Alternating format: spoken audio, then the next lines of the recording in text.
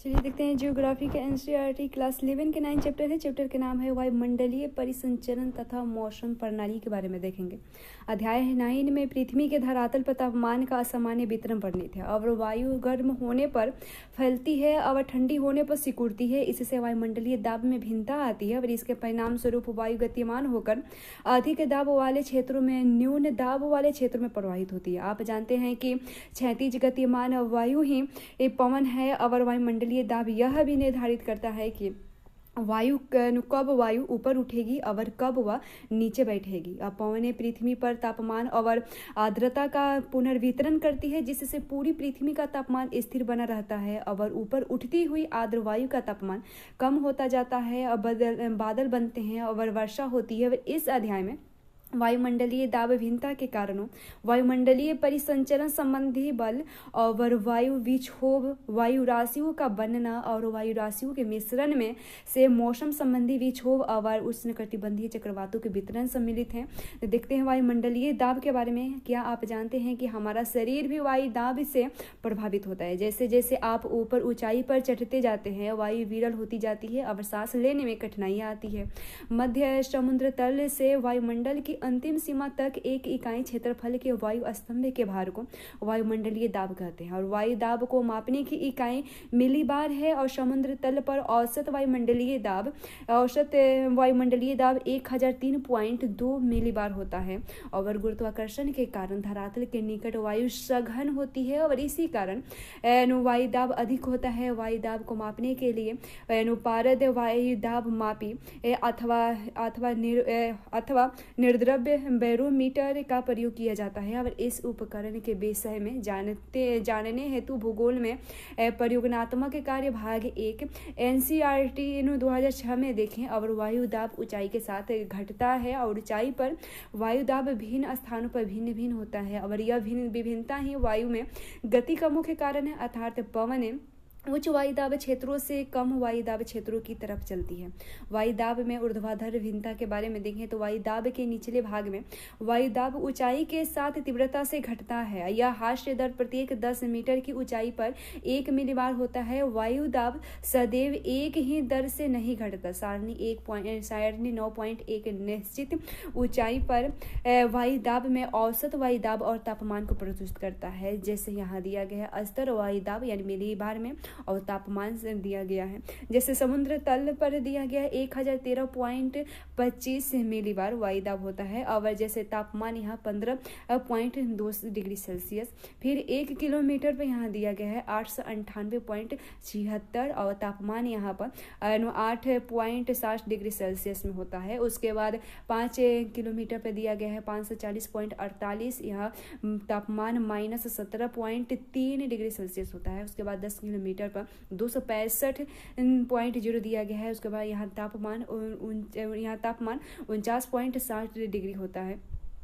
और उसके बाद ऊर्ध्वाधर दाब प्रवणता क्षैतिज दाब प्रवणता की अपेक्षा अधिक होती है, लेकिन इसके विपरीत दिशा में कार्यरत गुरुत्वाकर्षण बल से यह संतुलित हो जाता है और यह अतः ऊर्ध्वाधर पवनें अधिक शक्तिशाली नहीं होती है। वायुदाब का क्षैतिज वितरण के बारे में देखें तो पवनों की दिशा और वेग के संदर्भ में वायुदाब में अल्प अंतर भी अत्यधिक महत्वपूर्ण है। और वायुदाब के क्षैतिज वितरण का अध्ययन समान अंतराल पर खींची गई समदाब रेखाओं द्वारा किया जाता है। उसके बाद वायुदाब रेखाएं हैं जो समुद्र तल से एक समान वायुदाब वाले स्थानों को मिलाती है। और उसके बाद वायुदाब पर ऊंचाई के प्रभाव को दूर करने के और तुलनात्मक बनने के लिए वायुदाब मापने के बाद इससे समुद्र तल के स्तर पर घटता जाता है। समुद्र तल पर वायुदाब वितरण मौसम वाले चित्र में दिखाया गया है। 9.1 में विभिन्न वायुदाब परिस्थितियों में समदाब रेखाओं की आकृतियां दर्शाता है। निम्न दाब प्रणाली एक या अधिक समदाब रेखाओं से घिरी होती है, जिसके केंद्र में निम्न वायुदाब होता है। और उच्च दाब प्रणाली में भी एक या अधिक समदाब रेखाएं होती है, जिनके केंद्र में उच्चतम वायुदाब होता है। उसके बाद देखिए समुद्र तल वायुदाब का विश्व वितरण के बारे में। जनवरी और जुलाई महीने का समुद्र तल से वायुदाब का विश्व वितरण चित्र 9.2 और 9.3 में दर्शाया गया है। ये 9.2 में है। मध्य समुद्र तल वायुदाब यानी समदाब रेखाएं मिलीबार में जनवरी का है और उसके बाद 9.3 में मध्य समुद्र दाब वायु दाब यानी समदाब रेखा मिली बार, ये जुलाई का है। विषुववृत्त के नीचे विषुववृत्त के निकट वायु दाब कम होता है और इसे विषुवतीय निम्न अवदाब क्षेत्र के नाम से जाना जाता है। 30 डिग्री उत्तरी तथा 30 डिग्री दक्षिणी अक्षांशों के साथ उच्च दाब क्षेत्र पाए जाते हैं, जिन्हें उपोष्ण उच्च वायु दाब क्षेत्र कहा जाता है। पुनः ध्रुवों की तरफ 60 डिग्री और उत्तरी और 60 डिग्री दक्षिण अक्षांशों पर निम्न दाब पेटियां हैं, जिन्हें अधोध्रुवीय निम्न दाब पेटियां कहा जाता है। अब ध्रुवों के निकट वायु दाब अधिक होता है और इसे ध्रुवीय उच्च वायु दाब पेटी कहते हैं। ये वायु दाब पट्टियाएँ अस्थायी नहीं होती है और सूर्य कणों के विस्थापन के साथ ये पट्टियाँ विस्थापन होती रहती है। अब उत्तरी गोलार्ध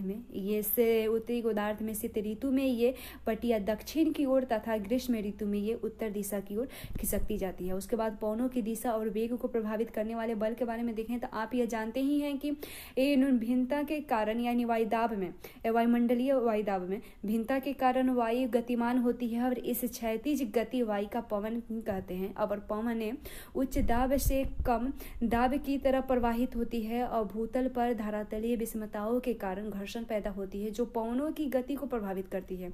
इसके साथ पृथ्वी का घूर्णन भी पवनों के वेग को प्रभावित करती है। पृथ्वी के घूर्णन द्वारा लगने वाले बल को कोरवालिस बल कहा जाता है। अतः पृथ्वी के धरातल पर क्षैतिज पवन 3 संयुक्त प्रभावों का परिणाम है और ये है दाब प्रवणता प्रभाव, घर्षण बल और कोरवालिस बल है। इसके अतिरिक्त गुरुत्वाकर्षण बल पवनों के नीचे प्रभावित होते हैं।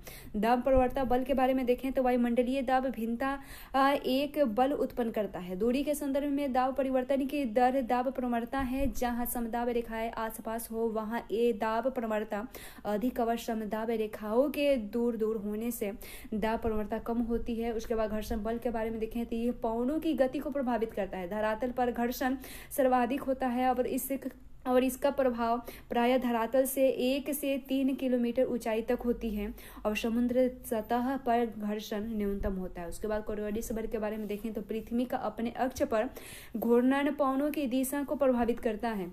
सन 1844 में फ्रांसीसी वैज्ञानिक ने इसका विवरण प्रस्तुत किया और इस बल को कोरवालिस बल कहा जाता है। और इस प्रभाव से पवन उत्तरी गोलार्ध में अपनी मूल दिशा से दाहिनी दिशा और दक्षिण गोलार्ध में दाईं तरफ विक्षेपित हो जाती है। और जब पवनों का वेग अधिक होता है तब विक्षेपण भी अधिक होता है। कोरवालिस बल अक्षांशों के कोण के सीधा समानुपात में बढ़ता है और यह ध्रुवों पर सर्वाधिक और विषुववृत्त पर अनुपस्थित होता है। और कोरवालिस बल दाब प्रवणता के समकोण पर कार्य करता है।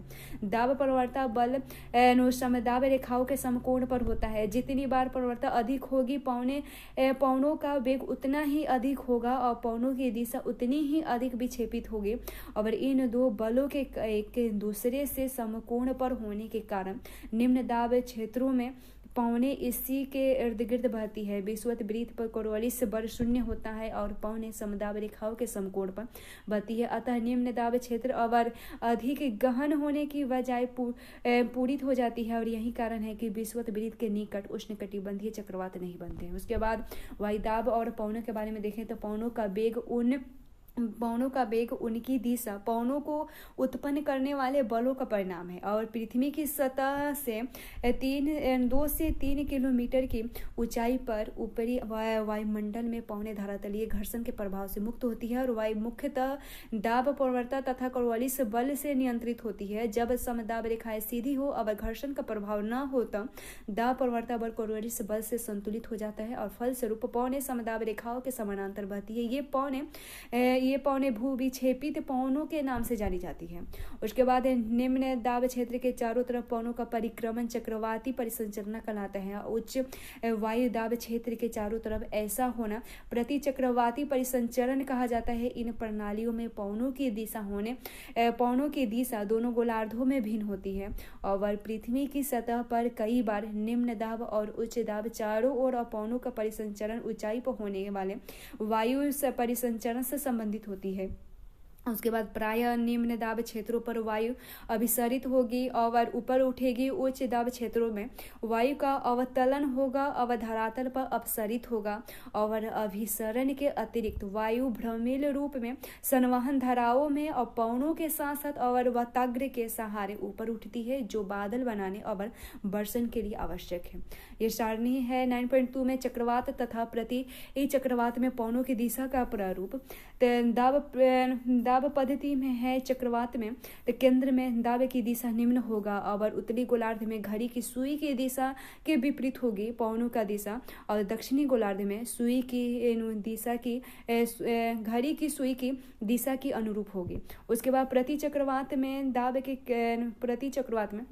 केंद्र में दाब की दिशा उच्च होगी और पवनों का दिशा के प्रारूप में उत्तरी गोलार्ध में घड़ी की सुई की दिशा के अनुरूप होगा और दक्षिणी गोलार्ध में घड़ी की सुई की दिशा के विपरीत होगा। उसके बाद वायुमंडल का सामान्य परिसंचरण देखें तो वायुमंडलीय पवनों का प्रारूप मुख्यतः 3 बातों पर निर्भर करता है। वायुमंडलीय ताप में अक्षांशीय भिन्नता, और दूसरा है वायुदाब पट्टियों की उपस्थिति, तीसरा है वायुदाब पट्टियों का सौर विकिरण के साथ विस्थापन, चौथा है महासागरों और महाद्वीपों का वितरण तथा पांचवा है पृथ्वी का घूर्णन। वायुमंडलीय पवनों के प्रवाह प्रारूप को वायुमंडलीय सामान्य परिसंचरण कहा जाता है और यह वायुमंडलीय परिसंचरण महासागरीय जल को भी गतिमान करता है, जो पृथ्वी की जलवायु को प्रभावित करता है। सामान्य परिसंचरण का एक क्रमिक विवरण चित्र 9.6 में यहाँ दर्शाया गया है। और उसके बाद उच्च सूर्य तप और निम्न वायुदाब होने से अंतर उष्णकटिबंधीय अभिसरण क्षेत्र पर वायु संवहन धाराओं के रूप में ऊपर उठती है। उष्णकटिबंधीय से आने वाले पवनें इन निम्न दाब क्षेत्रों में अभिसरित करती है। अभिसरित वायु संवहन कोष्ठों के साथ ऊपर उठती है। यह क्षोभमंडल के ऊपर 14 किलोमीटर की ऊंचाई तक ऊपर उठती है और फिर ध्रुवों की तरफ प्रवाहित होती है। इसके परिणाम स्वरूप लगभग 30 डिग्री उत्तर और 30 डिग्री दक्षिण अक्षांश पर वायु एकत्रित हो जाती है।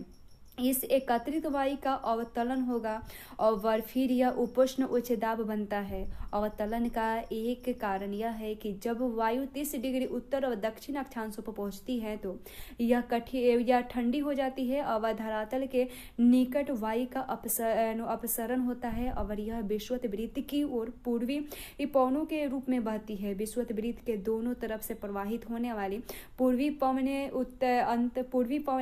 अंतर उष्णकटिबंधीय अभिसरण क्षेत्र पर मिलती है और पृथ्वी की सतह से ऊपर की दिशा में होने वाली परिसंचरण और इसके विपरीत दिशा में होने वाली परिसंचरण को कोष्ठ कहते हैं।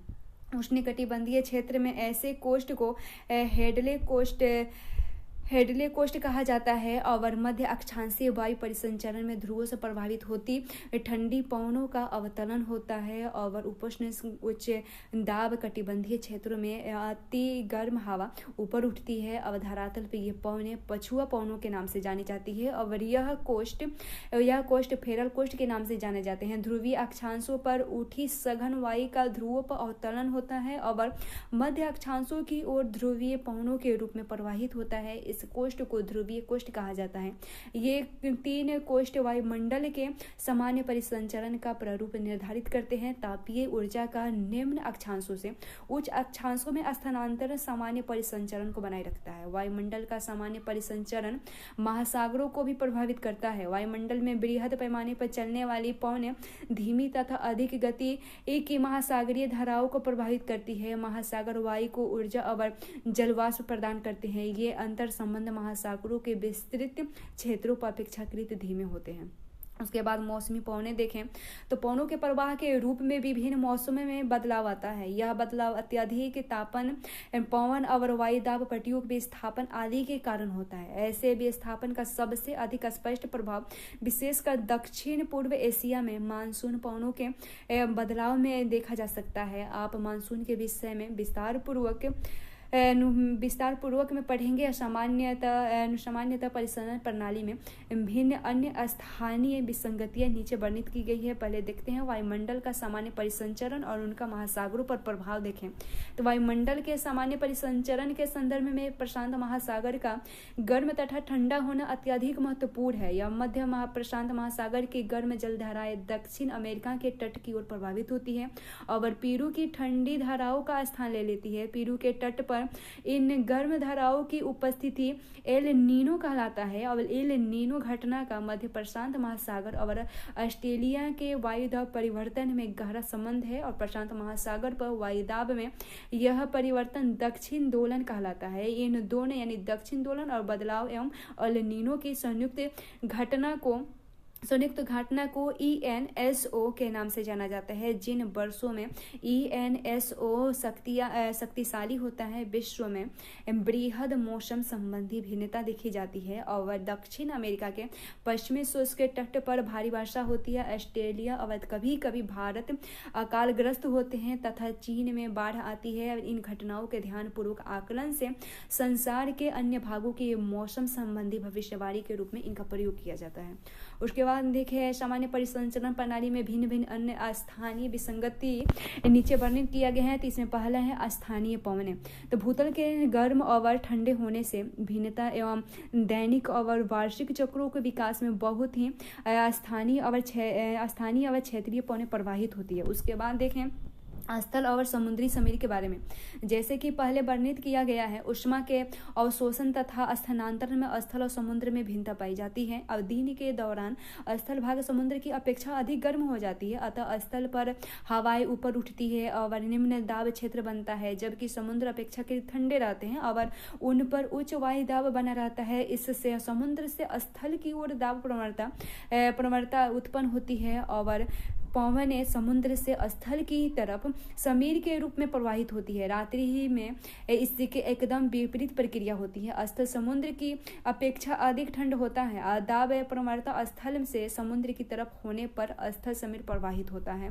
और चित्र भी यहाँ दर्शाया गया है समुद्र समीर और स्थल समीर के बारे में। उसके बाद देखें पर्वत और घाटिया पवनों के बारे में। देखें दिन के दौरान पर्वतीय प्रदेशों में ढाल गर्म हो जाते हैं और वायु ढाल के साथ साथ ऊपर उठती है और इन स्थानों को भरने के लिए वायु घाटी से बहती है और इन पवनों को घाटी समीर कहते हैं। रात्रि के समय पर्वतीय ढाल ठंडे हो जाते हैं और सघन वायु घाटी में नीचे उतरती है, जिसे पर्वतीय पवनें कहते हैं। और उच्च पठारों और हिम क्षेत्रों से घाटी में बहने वाली ठंडी वायु को अवरोही पवनें कहते हैं। और पर्वत श्रेणियों के पवन विमुखी ढालों पर एक अन्य प्रकार के उष्ण पवनें प्रवाहित होती है और पर्वत श्रेणियों को पार करते हुए ये आर्द्र पवनें संघनित हो जाती है और ये वर्षण करती है। और जब ये पवनें विमुखी ढालों पर नीचे उतरती है, तब यह शुष्क पवनें रुद्धोष्म प्रक्रिया से गर्म हो जाती है। ये शुष्क हवाएं कम समय में बर्फ पिघला सकती है। उसके बाद देखें वायु राशियों के बारे में। जब वायु किसी समांगी क्षेत्र पर पर्याप्त लंबे समय तक रहती है तो उस क्षेत्र में के गुणों को धारण करती है और यह सामांग विशेष क्षेत्रीय महासागरीय सतह पर विस्तृत मैदानी भाग हो सकता है। और तापमान तथा आर्द्रता संबंधी विशिष्ट गुणों वाली यह वायु राशि कहलाती है। इससे यूं भी परिभाषित किया जा सकता है जैसे वायु का वह बृहद भाग जिसमें तापमान और आर्द्रता संबंधित क्षैतिज भिन्नताएं बहुत कम है, वह सामांग धरातल जिन पर वायु राशियां बनती है उन्हें वायु राशि का उद्गम क्षेत्र कहा जाता है। वायु राशियों को उनमें उद्गम क्षेत्र के आधार पर वर्गीकृत किया जाता है और इनके प्रमुख 5 उद्गम क्षेत्र है जो इस प्रकार है। पहला है उष्ण और उपोष्ण कटिबंधीय महासागर, दूसरा है उपोष्ण कटिबंधीय उष्ण मरुस्थल और तीसरा है उच्च अक्षांशीय अपेक्षाकृत ठंडे महासागर। उसके बाद चौथा है उच्च अक्षांशीय अति शीर्ष बर्फ आच्छादित महाद्वीपीय क्षेत्र। पांचवा है अस्थायी रूप से बर्फ आच्छादित महाद्वीप अंटार्कटिक और आर्कटिक। इसी के आधार पर निम्न प्रकार की वायु राशियां पाई जाती है।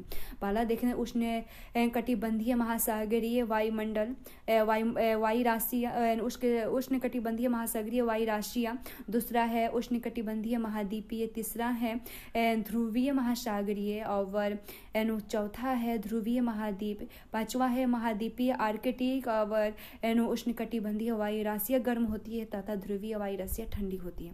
वाताग्र के बारे में देखें, जब दो भिन्न प्रकार की वायु राशियाँ मिलती है तो उनके मध्य सीमा क्षेत्र को वाताग्र कहते हैं। वाताग्रता को बनने की प्रक्रिया को वाताग्र जनन कहते हैं। और वाताग्र 4 प्रकार के होते हैं। पहला है शीत वाताग्र, दूसरा है उष्ण वाताग्र, तीसरा है अचर वाताग्र और चौथा है अविष्ट वाताग्र। जब वाताग्र स्थिर हो जाए तो उन्हें अचर वाताग्र कहा जाता है, अर्थात ऐसे वाताग्र जब कोई भी वायु ऊपर नहीं उठती।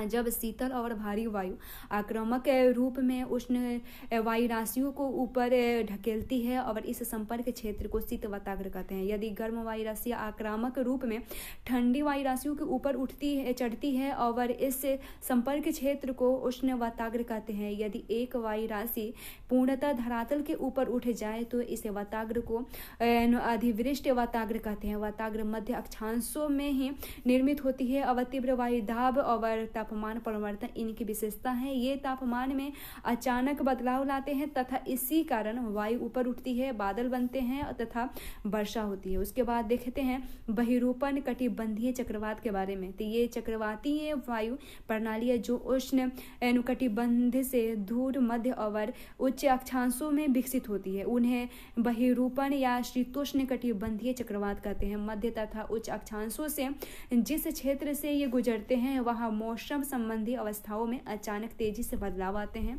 और बहिरूपण कटिबंधीय चक्रवात ध्रुवीय वाताग्र के साथ साथ बनते हैं। आरंभ में वाताग्र अचर होते हैं और उत्तरी गोलार्ध में वाताग्र के दक्षिण में कोष्ण और दक्षिण उत्तर दिशा में ठंडी हवा प्रवाहित होती है। जब वाताग्र के साथ वायु दाब कम हो जाता है तो कोष्ण वायु उत्तर दिशा की ओर तथा ठंडी वायु दक्षिण दिशा में घड़ी की सुई के विपरीत चक्रवातीय परिसंचरण करती है और इस चक्रवातीय प्रवाह से बहिरूष्ण कटिबंधीय चक्रवात विकसित होता है और जिसमें एक उष्ण वाताग्र तथा एक शीत वाताग्र होता है। और चित्र यहाँ भी दर्शाया गया 9.9 में एक ऐसे ही विकसित चक्रवात को दर्शाता है और इस चक्रवात में नुकोष्ण वायु क्षेत्र या नुकोष्ण खंड ठंडे अग्रभाग पर पिछले शीत खंड के बीच पाया जाता है और कोष्ण वायु आक्रामक रूप में ठंडी वायु के ऊपर चढ़ती और उष्ण वाताग्र के पहले भाग में स्तरीय मेघ दिखाई देते हैं और वर्षा होती है। पीछे से आता शीत वाताग्र उष्ण वायु के ऊपर ढकेलता है जिसके परिणाम स्वरूप शीत वाताग्र के साथ कपासी मेघ बनते हैं और शीत वाताग्र उष्ण वाताग्र के अपेक्षा तीव्र गति से चलते हैं। अंततः उष्ण वाताग्रों को पूरी तरह ढक लेते हैं और यह कोष्ण वायु ऊपर उठती है और इसका भूतल से कोई संपर्क नहीं रहता तथा अधिवेष्ट वाताग्र बनता है और चक्रवात धीरे धीरे क्षीण हो जाते हैं। धरातल तथा ऊंचाई पर वायु परिसंचरण की प्रक्रिया के निकट का अंतर संबंध होता है। बहिरूष्ण कटिबंधीय चक्रवात उष्ण कटिबंधीय चक्रवातों से कई प्रकार भिन्न है। बहिरूष्ण कटिबंधीय चक्रवात में स्पष्ट वाताग्र प्रणाली होती है जो उष्ण कटिबंधीय चक्रवातों में नहीं होती। ये विस्तृत क्षेत्रफल पर फैले होते हैं तथा इनकी उत्पत्ति जल और स्थल दोनों पर होती है, जबकि उष्ण कटिबंधीय चक्रवात केवल समुद्रों में उत्पन्न होते हैं और स्थलीय भागों में पहुंचने पर नष्ट हो जाते हैं। बहिरूष्ण कटिबंधीय चक्रवात उष्ण कटिबंधीय चक्रवात की अपेक्षा विस्तृत क्षेत्र को प्रभावित करती है। उष्ण कटिबंधीय चक्रवात में पवनों का वेग अपेक्षाकृत तीव्र होता है और ये विनाशकारी होते हैं। उष्ण कटिबंधीय चक्रवात पूर्व से पश्चिम की ओर चलते हैं और जबकि बहिरूष्ण कटिबंधीय चक्रवात पश्चिम से पूर्व की दिशा की ओर चलते हैं। उसके बाद देखते हैं उष्ण कटिबंधीय चक्रवात के बारे में। उष्ण कटिबंधीय चक्रवात आक्रामक तूफान है जिनकी उत्पत्ति उष्ण कटिबंधीय क्षेत्रों के महासागरों पर होती है और ये तटीय क्षेत्रों की तरफ गतिमान होती है। ये चक्रवात आक्रामक पवनों के कारण विस्तृत विनाश, अत्यधिक वर्षा और तूफान लाते हैं। ये चक्रवात विध्वंसक प्राकृतिक आपदाओं में से एक है और हिंद महासागर में ये चक्रवात अटलांटिक महासागर में हरिकेन के नाम से पश्चिम प्रशांत जाने जाते हैं और पश्चिम प्रशांत और दक्षिण चीन सागर में टाइफून के नाम से जाने जाते हैं और पश्चिमी ऑस्ट्रेलिया में बिली बिजिल के नाम से जाने जाते हैं। उष्णकटिबंधीय चक्रवात उष्णकटिबंधीय महासागरों में उत्पन्न और विकसित होते हैं और इनकी उत्पत्ति और विकास के लिए अनुकूल स्थितियां हैं। जैसे पहला है बृहद समुद्री सतह जहां तापमान 27 डिग्री सेल्सियस से अधिक हो, दूसरा है कोरोलिस बल का होना और तीसरा है ऊर्ध्वाधर पवनों की गति में अंतर कम होना, चौथा है कमजोर निम्न दाब क्षेत्र और निम्न स्तर या चक्रवातीय परिसंचरण का होना और पांचवा है समुद्री तल तंत्र पर ऊपरी अपसरण। चक्रवातों को और अधिक विध्वंसक करने वाली ऊर्जा संघनन प्रक्रिया द्वारा उच्च कपाशी स्तरीय मेघों के प्राप्त होती है जो इस तूफान के केंद्र को घेरे रखती है और समुद्रों से लगातार आर्द्रता की आपूर्ति से ये तूफान अधिक प्रबल होते हैं। स्थल पर पहुंचकर आर्द्रता की आपूर्ति रुक जाती है और ये क्षीण होकर समाप्त हो जाते हैं। वह स्थान जहां से उष्णकटिबंधीय चक्रवात तट को पार करके जमीन पर पहुंचती है चक्रवात का लैंडफॉल कहलाता है। और ये चक्रवात जो प्राय 20 डिग्री उत्तरी अक्षांश से गुजरते हैं उनकी दिशा अनिश्चित होती है और ये अधिक विध्वंसक होते हैं। एक विकसित उष्णकटिबंधीय चक्रवात की संरचना का ऊर्ध्वाधर क्रमिक विवरण यहाँ चित्र में दर्शाया गया है और एक विकसित उष्णकटिबंधीय चक्रवात की विशेषताएं इसके केंद्र के चारों तरफ प्रबल सर्पिल पवनों का परिसंचरण है जिससे इसकी आंख कहा जाता है और इस परिसंचरण प्रणाली का व्यास 150 से 250 किलोमीटर तक होती है और इसका केंद्रीय यानी अक्षु क्षेत्र शांत होता है यानी केंद्र क्षेत्र शांत होता है और जहाँ पवनों का अवतरण होता है और अक्षु के यानी केंद्र के चारों तरफ अक्षुभीति होती है जहाँ वायु का प्रबल और वृत्ताकार रूप में आरोहण होता है और यह आरोहण क्षोभ सीमा की ऊंचाई तक पहुंचता है और इसी क्षेत्र में पवनों का वेग अधिकतम होता है जो 250 किलोमीटर प्रति घंटा तक होता है और इन चक्रवातों से मूसलाधार वर्षा होती है। चक्रवात की आंख से रेनवेट विकृत होती है तथा कपासी वर्षा बादलों की पंक्तियां बाहरी क्षेत्र की ओर विस्थापित हो जा सकती है और इनका व्यास बंगाल की खाड़ी अरब सागर और हिंद महासागर पर 600 से 1200 किलोमीटर के बीच होते हैं और यह परिसंचरण प्रणाली धीमी गति से 300 से 500 किलोमीटर प्रति दिन की दर से आगे बढ़ते हैं। ये चक्रवात तूफान तरंग उत्पन्न करते हैं और तटीय निम्न इलाकों को जल प्लावित कर देती हैं और ये तूफान स्थल पर धीरे धीरे क्षीण होकर खत्म हो जाती है।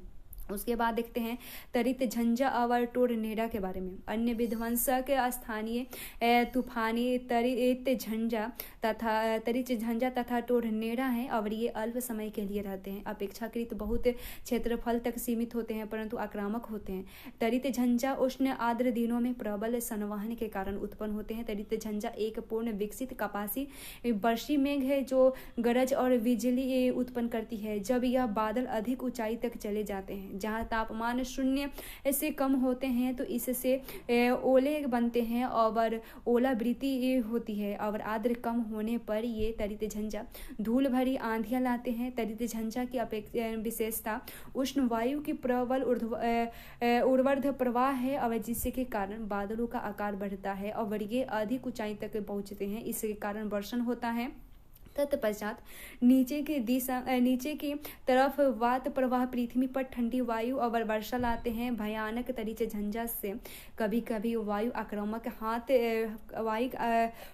आक्रामक रूप से हाथी की सूंड की तरफ सर्पिले अवरोध करती है और इसमें केंद्र पर अत्यंत कम वायु दाब होती है और यह व्यापक रूप से भयानक विनाशकारी होते हैं और इस परिघटन को टोरनेडा कहते हैं। टोरनेडा सामान्यतः मध्य अक्षांशों में उत्पन्न होते हैं। समुद्र पर टोरनेडा को जल स्तंभ कहते हैं और ये आक्रामक तूफान वायुमंडलीय ऊर्जा वितरण के भिन्नता यानी अस्थिर वायु के में व्यवस्थित होने की अभिव्यक्ति है और इस तूफान से स्थिर और ताप ऊर्जा गतिज ऊर्जा में परिवर्तित हो जाती है और उसके बाद अशांत वायुमंडलीय दशाएं पूर्णतः स्थिर स्थिति में लौट आती है।